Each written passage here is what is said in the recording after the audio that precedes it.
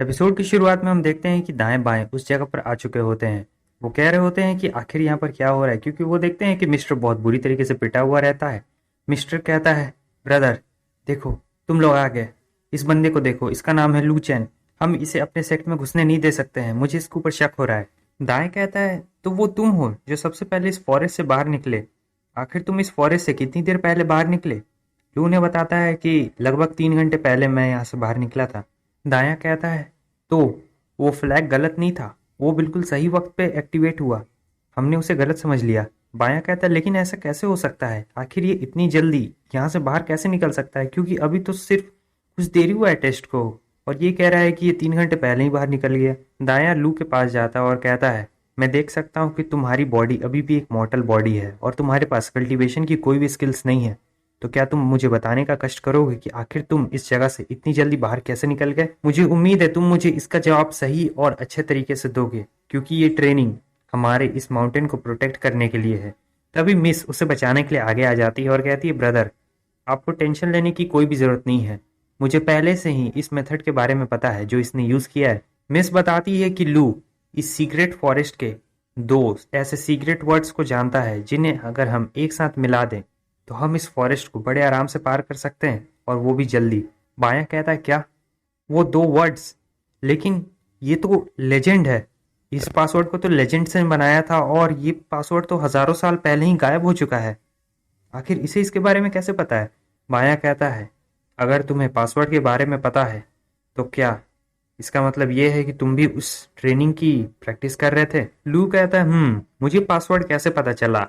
मुझे लगता है अगर तुम ये फैंटम ऑफ फायर वाले से पूछोगे तो ये ज्यादा बेहतर रहेगा। और वो मनी मन सोच रहा होता है, अगर मैं इन लोगों को शुरुआत से सारी बातें समझाने लगूं तो ये लोग समझने वाले नहीं है और इसमें मेरा माथा पेची भी हो जाएगा। दाएं बाएं एक दूसरे का मुंह देखने लगते हैं और कह रहे होते हैं, क्या फायर फैंटम? ये फायर फैंटम वही बूढ़ा होता है जो सबसे पहले एपिसोड की शुरुआत में दिखा था। और फिर हम देखते हैं कि दाएं अपने सवारी पे बैठ जाता है और कहता है, ये एक बहुत ही इंपॉर्टेंट मैटर है, मैं जाता हूँ और पैट्रिच को इसके बारे में इन्फॉर्म करूंगा, तुम सभी लोग यहीं पर मेरा इंतजार करना। दाया चला जाता है और इस तरफ हम देखते हैं कि ये तीनों आराम से इधर बैठे हुए रहते हैं। तभी मास्टर कहता है, लू चैन तुम तो बहुत ज्यादा ताकतवर लग रहे हो, मैंने सोचा नहीं था कि तुम इतने ज्यादा पावरफुल हो सकते हो। हाँ, लेकिन तुम्हें देखने से ऐसा लगता है कि तुम बस इस फॉरेस्ट की पावर पर ही निर्भर रह सकते हो और तुम्हारे पास कुछ भी नहीं है, तुम बस देखते जाओ आगे आगे मैं करता क्या हूँ। लू कहता है, मैं तुम्हें एक एडवाइस देना चाहता हूँ, और वो ये है कि तुम मेरे ज्यादा क्लोज मत आना, ये मैं तुम्हारी भलाई के लिए कह रहा हूँ। वो हंसने लगता है और कहता है, तुम्हें क्या लगता है, तुम अपने आप को ज्यादा बड़ा मत समझो, वो इसलिए क्योंकि तुम फायर फैंटम को जानते हो। और फिर वो बताता है कि सभी लोग उस ओल्ड फैंटम को जानते हैं, वही है ना जो सीमेंट्री पर हमेशा गार्ड करते रहता है, हमेशा पीते रहता है, बेटिंग लगाता है, लोगों को स्कैम करता है और जितने भी अजीब अजीब तरीके की चीज़ें होती है वो सब करता है। उसकी रेपुटेशन रीजन में बहुत ज़्यादा खराब है, वो किसी काम का नहीं है, वो एकदम बेकार है और सिर्फ तुम ही हो जो उसे अपना रेफरी माने हो। इधर ये सोच रहा होता है, क्या उस फायर फैंटम की रेपुटेशन इस रीजन में इतनी ज़्यादा खराब है? मुझे लगता है उसका नाम यूज़ करना अच्छा आइडिया नहीं था। सीन चेंज होता है, हमें दाएं को दिखाया जाता है जो पैट्रिच के पास जाता है, वहां पर और भी पैट्रिच बैठे हुए होते हैं, वाइस पैट्रिच। वो उन सभी लोगों को सारी बातें बताता है। ये जो लेफ्ट में बैठे हुए होते हैं ये वाइस पैट्रिच होते हैं, वाइस लीडर बोलने में ज़्यादा आसानी हो गई।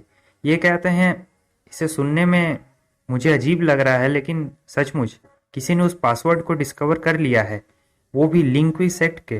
तुम्हें क्या लगता है? वो पैट्रिच से कह रहे होते हैं। फिर पैट्रिच कहते हैं कि वो फायर फैंटम है जिसने लू चैन को ये बात बताई, तो इसका मतलब ये बात सच होगी। और वैसे भी ये जो फायर फैंटम है इसका एक डायरेक्ट कनेक्शन है लिंक्वे से, आपको पता चल जाएगा आगे चल के ये लेडी कौन है। और फायर फैंटम अपने अंदर बहुत सारे ऐसे राज छुपाए बैठा है जो आज तक यहाँ के पैट्रिच को भी नहीं पता है। इधर वाइस पैट्रिच कह रहे होते हैं, हाँ तुम बिल्कुल सही कह रहे हो, वो pure Z spiritual body method और फिर वो जितने भी मेथड थे, अगर हम आज उनका इस्तेमाल नहीं करते तो हमारा लिंक्शी सेक्ट उस हाल में नहीं रहता जिस हाल में अभी ये है। और फिर वो वाइस लीडर कहते हैं, जाओ मेरा ये संदेश लू चेंग तक पहुंचा, उसने चाओटिक हर्ट ऑफ द फॉरेस्ट का पासवर्ड ढूंढा है, तो रिवॉर्ड के तौर पर वो फर्स्ट फ्लोर ट्रेजर पवेलियन में जा सकता है और उसे जो भी चाहिए वो ले सकता है, लेकिन सिर्फ एक चीज़, कोई भी चीज़ वो ले सकता है।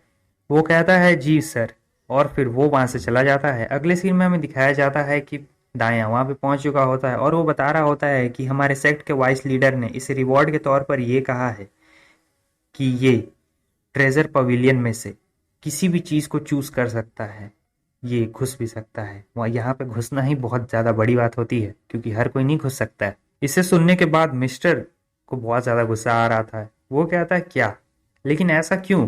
इसे तो पनिशमेंट मिलनी चाहिए लेकिन बदले में इसे रिवॉर्ड मिल रहा है। आखिर यहाँ पर ये सब क्या हो रहा है? और इधर सभी लोग बातें कर रहे होते हैं कि जो ट्रेजर पवेलियन है उसमें बहुत तरीके के ट्रेजर्स यानी बहुत तरीके के हथियार रखे हुए हैं, और जो फर्स्ट फ्लोर है उसमें ही बहुत सारे अच्छे अच्छे हथियार रखे हुए हैं, और ये किसी के लिए बहुत बड़ी अपॉर्चुनिटी हो सकती है। ये कोई भी हथियार चुने किसी की भी मार सकता है। वैसे तुम लोग कमेंट करके बताना तुम लोग को ये सीरीज अच्छी लग रही है या फिर नहीं। और फिर दाया लू के पास आता है और वो कहता है मुझे फॉलो करो ब्रदर, मैं तुम्हें ले जाऊंगा जहां पर तुम्हें रिवॉर्ड चुनना है, और फिर रिवॉर्ड चुनने के बाद तुम्हें सेकंड टेस्ट भी तो देना है।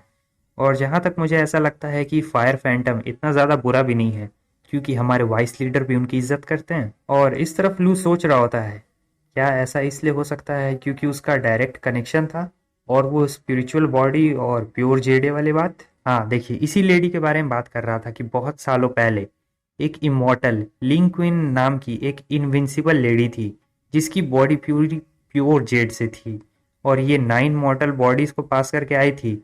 और यहाँ तक कि इसी ने कल्टीवेशन अपना पास किया, मतलब अपने शिष्यों में अपना कल्टीवेशन पास किया, और इन्हीं की उस कल्टीवेशन टेक्निक की बदौलत ये जो पूरा लिंक्सिंग सेक्ट है ये इतनी जल्दी कल्टीवेट कर पाया और बहुत ही जल्द एक बहुत ही पावरफुल सेक्ट बन गया। और ये जो आगे मेरे बच्चा है ये उतना ज़्यादा बुरा भी नहीं है, इसकी कल्टीवेशन स्किल्स भी अच्छी लग रही है, लेकिन इसमें उस चेडे का कोई नामो निशान नहीं दिख रहा है या फिर वो स्पिरिचुअल बॉडी। मुझे ऐसा लगता है कि बहुत साल बीत चुके हैं और लिंक्सी सेक्ट ने उस कल्टीवेशन वाले मेथड को खो दिया है, इसलिए आज इसकी हालत ऐसी है, वरना तो ये अभी कहाँ पर होता कोई भी नहीं जानता है। हम देखते हैं कि वो लोग उस जगह पे पहुंच चुके होते हैं। दाया कहता है ब्रदर लू, याद रखना जब तुम इसके अंदर घुस जाओगे तब तुम्हें सारे ट्रेजर्स में से सिर्फ एक ही चुनना है, और ये अभी फर्स्ट फ्लोर है। और एक और बात, तुम्हारा सीनियर ब्रदर होने के नाते मैं तुम्हें एक एडवाइस देना चाहता हूँ, तुम एक बहुत ही अच्छा कल्टीवेशन को चुनना, क्योंकि तुम अभी भी एक मॉर्टल हो और तुम्हारे पास कोई भी कल्टीवेशन स्किल नहीं है, इसलिए तुम एक अच्छी कल्टीवेशन को स्किल चुनना ताकि तुम ज़्यादा जल्दी ताकतवर बन पाओ। वो कहता है शुक्रिया, तुम्हारी एडवाइस के लिए बहुत बहुत शुक्रिया, और फिर वो अंदर चला जाता है। आपको क्या लगता है यहाँ पर क्या उसे कुछ मिलने वाला है या फिर नहीं? तो फिर मिलता है आपसे नेक्स्ट एपिसोड में, तब तक के लिए बाय बाय।